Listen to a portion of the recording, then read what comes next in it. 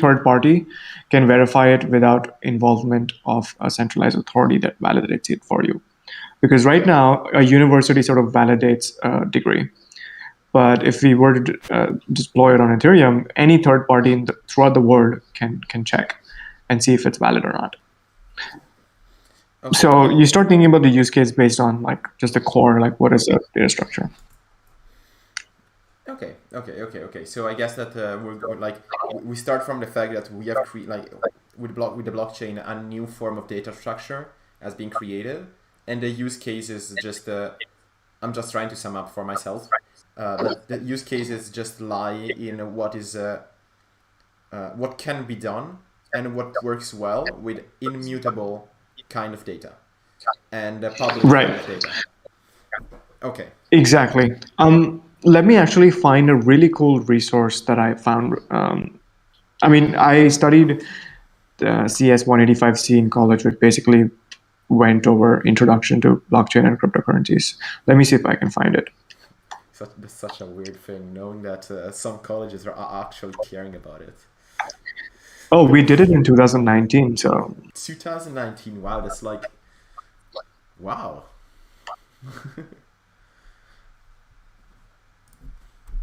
Yep, found it. Share it with me. I will share it with everybody later. Will do. Yeah. Don't worry. Take your time. Yep, found it. Where do I put it? Do I put it in? Wherever. I'm gonna share it later. Don't worry. I'm gonna personal message it to you. Yeah. Works very well. Like everything I know about, at least blockchain or cryptocurrencies, it all started from here. Okay. And it will literally take you a week to go over all of this and learn it. Okay. Yeah. I think I have something to do then. Always happens with this. Okay, so since we wanted to just sum up what happened the last time, let's get like to gas fees, because we have the blockchain and we have the idea that like we're not gonna go over what the blockchain is, because I think there are very like good explanations of it. I found a very good one on the Ethereum website. There is a very good interactive one as well. Mm-hmm. But the reason why gas fees are why gas fees exist, I think it's something which has to be discussed since people want to know it. And also another thing, why are they so high in Ethereum particularly?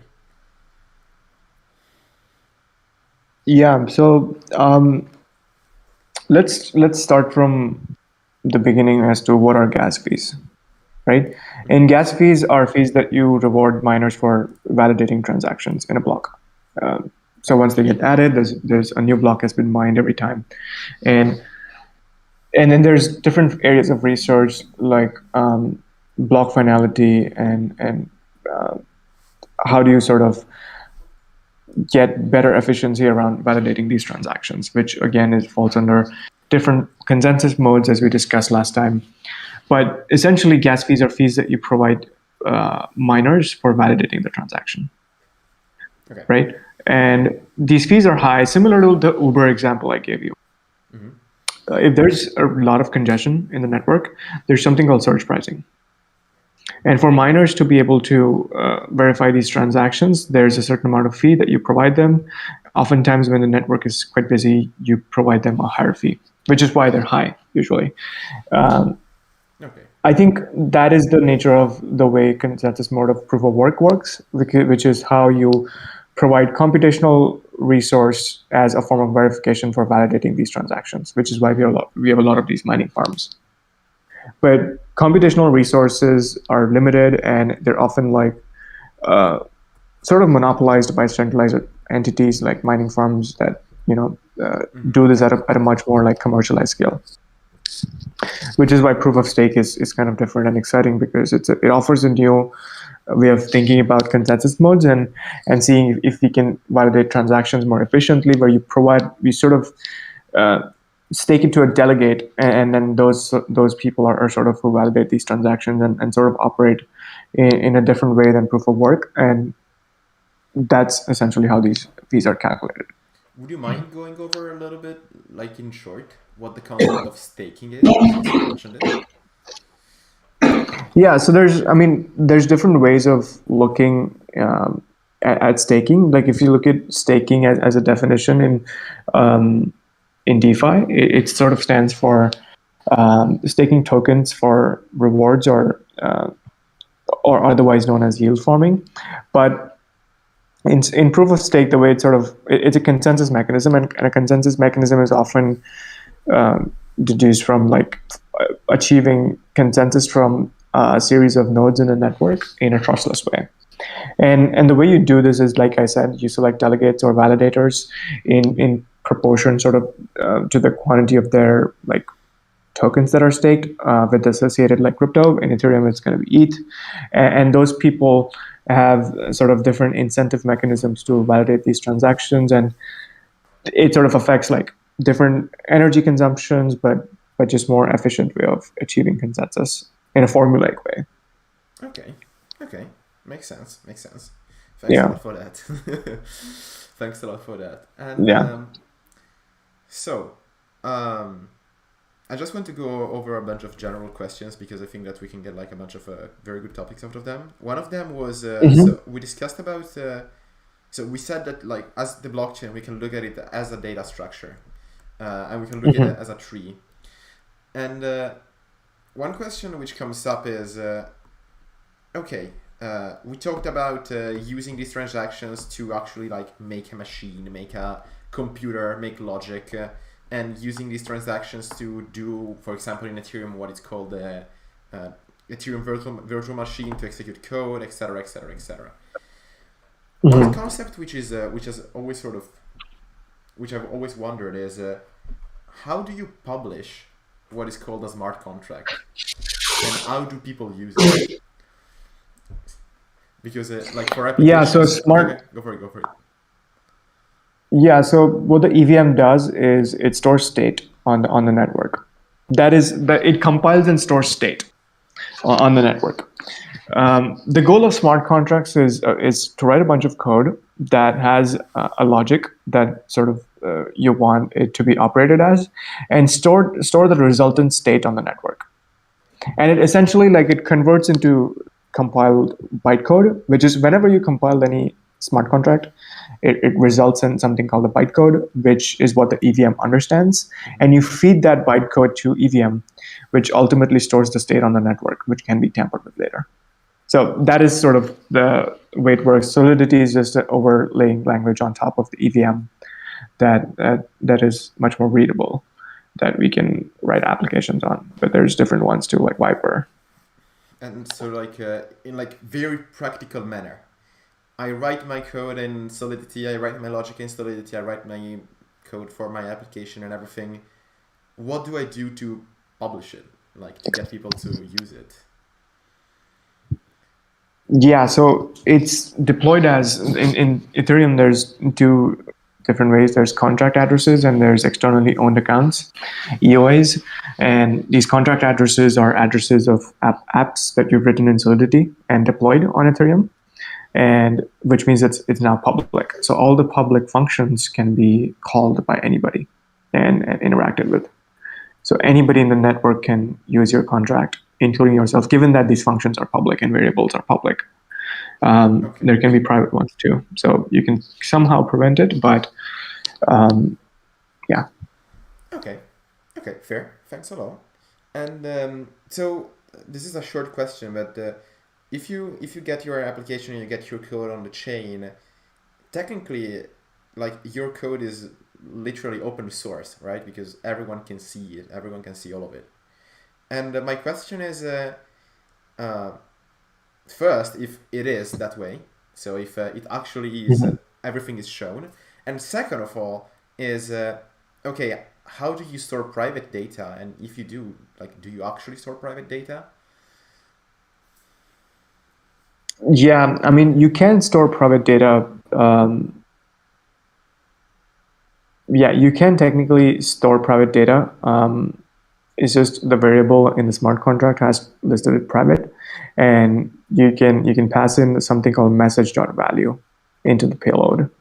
and that's one way. That's a store operation. And then you can there's a really nice table in this book, Mastering Ethereum, that has all the values of these opcodes that you can call in, and that's storage is the most expensive one, I think. But yeah, that's sort of how it works. You can store data, and then there's like tools like IPFS that stores the proof of it, which is in a planetary file system, which is a much more efficient way. It's to understand IPFS, we'd have to do a whole another session of Git, which is just again a beautiful concept. And Git is like a universe of its own. But yeah. Okay. Okay. It's starting to get to something real. And so,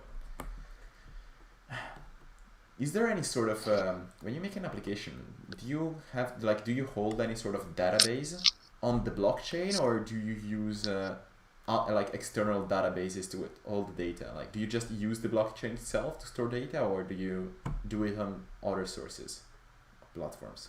You can do it. So a lot of these apps are hosted on centralized like sources like Amazon, or a lot of them have like, if it's a large media files, like they only store the proofs on IPFS, like with services called Pinata. But often they use like databases like AWS as to bucket, or Zero Chain is a good Web3 alternative, or they can also use like CS Skynet. There's multiple ones that you can use, but often these apps are like a conjunction between Web2 and Web3 tooling. So some of them do have databases if it's needed. If it does need like really high, if you look at an NFT marketplace, for example, it does need a database for fetching efficiently these images and video files or GIFs, which often is done via Mux, a service called Mux.com. So there's depending on your use case, you can figure out the stack and build from there. Okay, that's fair. Perfect. Thank you for this. We're going question after question. I hope it doesn't bother you if I keep asking you stuff. Not at all. Not at all. So let's go for something which is a bit less technical, and then let's get back to technicals. Two things actually. First, how much does it cost to deploy an application in, let's say, Ethereum? And second, how do you, like, is there an intrinsic way to make money using a Dapp, so an application on the blockchain? Yeah. The way you run these applications is typically you deploy the smart contract. You can do it on a test network, which most people do.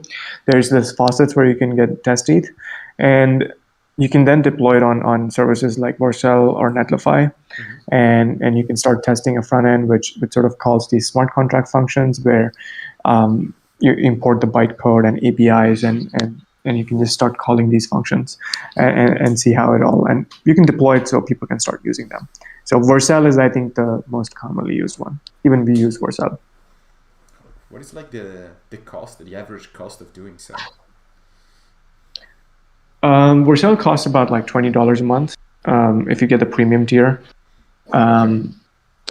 And I think the highest cost is testing it on the main network on Ethereum, which can cost like a couple $1,000s if you're testing it on mainnet, which is why you have things called test networks, where you can test these things out. But I think the mainnet deployment and mainnet testing is the most expensive one. Okay, fair enough. And so, like, at this point in time, again, we're not going for technicals right now. We're just discussing a bit. At this point in time, if someone is developing, is it worth for them to develop on Ethereum? Should they be looking at other less expensive nets, sort of like chains, actually? I think it's worth for them. I mean, Ethereum, people develop on Ethereum not big. I was talking to somebody who works at Ethereum, and he was one of the co-creators of it, and he mentioned this, that people work on Ethereum because it's how easy it is to build on top of it, not because of how like it's Turing complete or any other reason. It's also worth checking out Solana or other like networks, but and a lot of the other ones popular ones are EVM sidechains, but I think you could either go the Rust route or work with Ethereum, which is still worth it, and it's a little bit more simpler to learn. It's similar to JavaScript, so I would say, yeah, do it with Solidity. All right. Fair. Perfect. Okay. Thank you for this answer. It was really helpful. And like, if this is like the end, the 50-year-old Facebook user question, but if I'm using a Dapp, and if I have to pay a fee to sign a specific contract, so let's say I have to do an operation, like I have to register a new nickname, I don't know, and it costs that needs me to sign a contract for it, and I need to pay for that contract. Can like the Dapp take a percentage of that fee? Are they taking a percentage? Is it Yeah, they do have some. They do have platform fees or protocol fees, like dApps like Uniswap or other applications. That is how sort of they sustain, is through transaction fees. Oftentimes, there's different ways of monetization in Web3, but yeah, they do take a transaction fee, which is sort of how they make money, and it's often in on the networks. If they're deployed on Ethereum, it's ETH, or and sometimes they have a fiat on ramp with MoonPay, which again, then it's USD. Sorry, weird noises from the phone for some weird reason. Okay, fixed. Sorry. All good. Yeah, life happens, you know. And like, I'm wondering,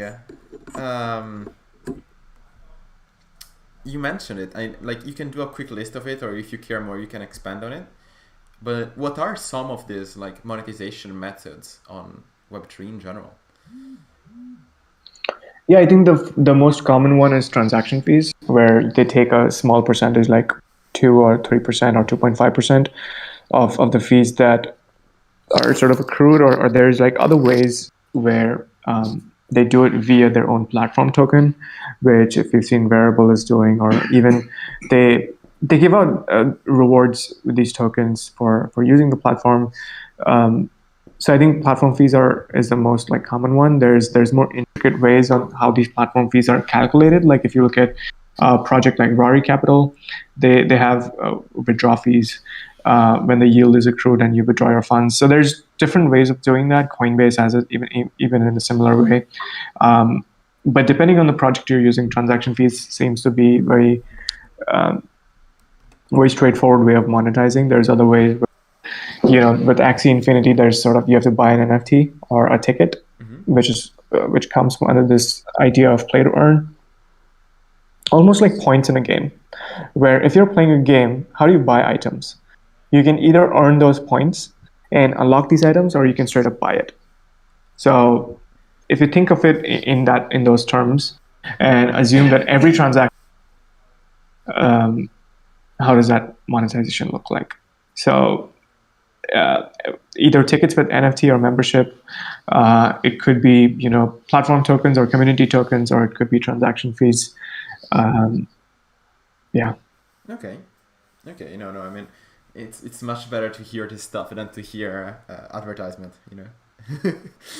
Yeah, I think we wrote a really good article on it. Let me just share that with you.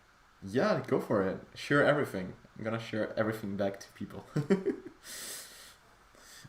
I love this stuff. I love discussing this because it's one of these topics where learning it is actually exciting, because it's not just a change, it's not just a new modulation or like a new way of sentencing something which was old, which is like 99% of mathematical papers. It's just an old formula with a new name on it, and like, oh yeah, this thing has a minus, not a plus. Yeah. And so hearing something fresh from specifically the computer science world, it's really wonderful. All right, got the link. We'll share it. Yeah, I mean, a lot of it is very similar to, like, if you look at city building. So imagine this. Let's do a thought process, right? Okay. It's very similar to like building a city. Let's say you buy a town, or you buy a piece of land. Let's say you buy it in Canada or some place where you can buy a land for relatively not that much. somewhere in Europe, depending on where you are. Your job is to turn that sort of huge piece of land into at least a functioning economy where people can survive. Right. That's the baseline goal. I mean, you're obviously the goal is to, you know, sort of thrive. But there's three groups of people that you can onboard. Right. Group one are people that are, you know, sort of farmers or manufacturers or coal miners, uh, any kind of people that sort of produce goods or services are group one people. Group two people are service industry people like doctors or lawyers or waiters or chefs or whatever. And group three people are engineers and scientists, which are people that sort of give 20% better yield or just create solutions that are much more efficient and make scarcity tangible and build technology that sort of brings it forward. If you had to build a town out of that piece of land, what sort of ratio of these people you would choose to onboard? So obviously you want group one because those are the people that bring in the capital. And to sort of operate the town, you sort of need capital to, let's say, fund the roads, fund like the port, create an airport so people can travel, so that people can do import and export through the seaport. Whatever it is, your job is to, you know, Right. sort of run this town. And the core institution that runs the town monetizes it with taxes. Okay. And what are taxes? They're transaction fees. Okay. Right. Okay. And that sort of runs the town. But if you think about it, if there's one thing that, you know, you sort of screw up, and if you have just like let's say group three people or just group two people, that town will quickly have zero capital because it doesn't have an efficient way to monetize or create any value for people that are internally or even externally. It's going to become a ghost town. All right. Right. So it's just similar to how we have taxation and you know, if you think about platforms as cities, that's a way of monetization. So I think it's very popular to have transaction fees.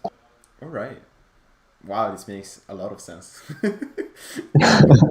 This makes a lot of sense because one thing which I was worried about was with like the high-end transaction fees in general, which is still something which I'm worried about. But the fact that like transactions fees specifically on Ethereum are getting very very high, sort of got me to think, okay, is this like not being something for everyone anymore? Like, is this only for people who already have capital? Uh, I think it's gonna start to look a lot better starting next year with proof of stake.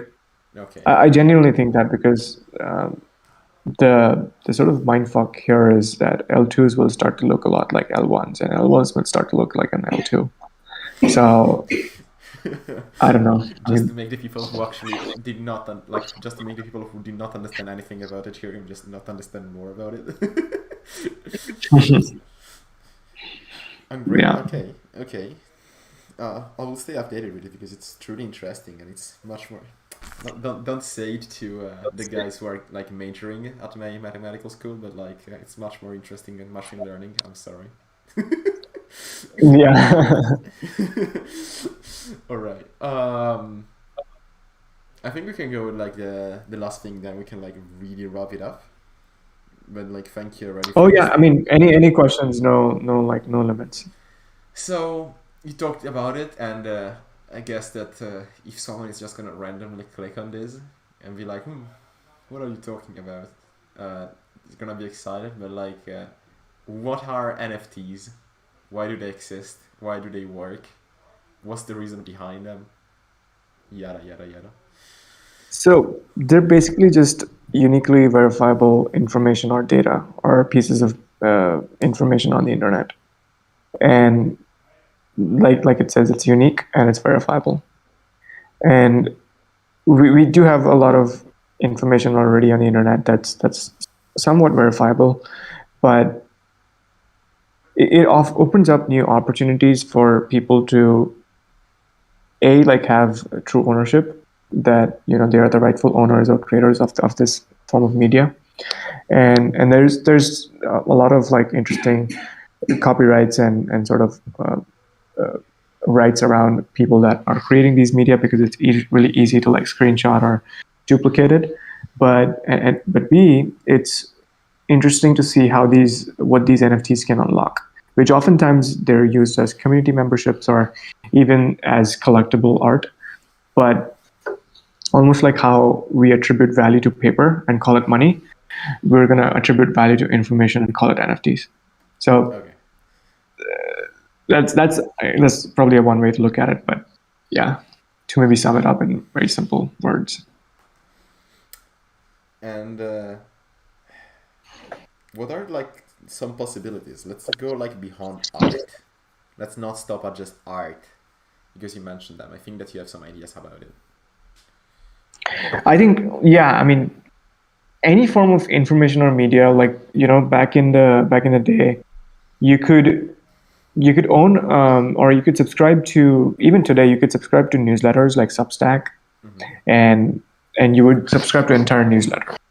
Now with Mirror, you can sort of purchase NFTs as just blog articles, and tomorrow you're going to be able to purchase words and letters, like what they did with, I guess it's not a more accurate example, but any form of scarcity that it creates,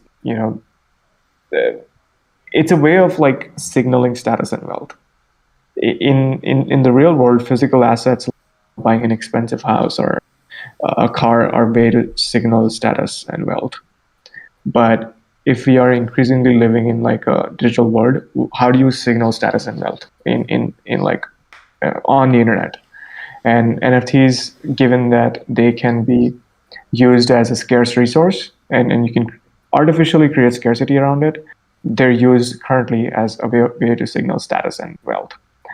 But the true unlock of these NFTs is probably using that information and sort of redistributing value of that. So let's say there is an NFT. A good example of it recently, what happened was an artist launched an album, and they fractionalized the NFT, and owners of that NFT could get royalties out of it, Okay. or collectively, I guess, have owned like the Constitution of America as an NFT, Yeah. Okay. or a So. piece of research that, if I wrote the Bitcoin white paper in like let's say 2008, any sort of reuse of that paper will attribute or economically transfer value to me, is again a great use case. So any form of value alignment that it creates with people that sort of use that information beyond art is quite useful. So I think utilities of NFTs are like, we've seen crowd funds, we've seen medias, we've seen art, we've seen music, we've also seen like uh, community memberships. We've seen it used as a passport to like virtual worlds. We've seen it as event tickets. So there's really primitive use cases around, but the true floodgates will open when almost any form of content that you create becomes financially uh, attainable, and that I think is quite interesting. Do you think that such a concept where economic value and like economic costs matter a lot can survive in can survive like over free and non-paid, or like paid with something else, content, for example? I think the whole point of it is actually to continue keep it open source and free and not paid. It's the whole. It's not about getting access. It's about increasing access. Okay. So it could be used as rewarding people with NFTs who sort of utilize it. Like the best form of use cases are built around public utilities, right? Right. Okay. Like using like sales of NFTs into public goods funding is a very novel use that I find very interesting, Okay. Yeah, that makes right? sense. We've also seen like Klima DAO or other like DAOs that are working on high impact um, initiatives, um, right? Right. They're sort of using the funds allocated for public goods, which is interesting. Okay. I think that we can wrap it up for now. Uh, in university, Awesome. we never do more than 45 minutes of lessons, so I will not do more than 45 minutes of Oh yeah, our discussion about this. Wonderful to hear about this. awesome. Like it's such a weird thing to discuss about. The thing which is it's like physics. The fact that it's real makes it so much better. You know, like physics is already Yeah, great, and then you think, oh, but wait, my space-time is actually curving around gravity, around objects with mass. Like my time is yeah, actually orienting in a new direction because of mass, and like you say, like this is happening right now, and that's the thing which I'm yeah, feeling with crypto. It's like it's really happening right now, and like the concept behind it is great, and the possibilities of it to me are great. And I think that like to whoever says that they are not that great, I don't think that it's really gonna matter whether they are great now or not, because like most of the very good developers I know are working on it. You're one of them, and there were, and so like where else can the word go if all the people who are building stuff are building on that? And so yeah, if all the young, like if a lot of young people, if a lot of young developers, if a lot of sort of like also experienced developers, but are caring about such a thing, and it's getting this widespread, like it doesn't really matter whether it's a trend now or not.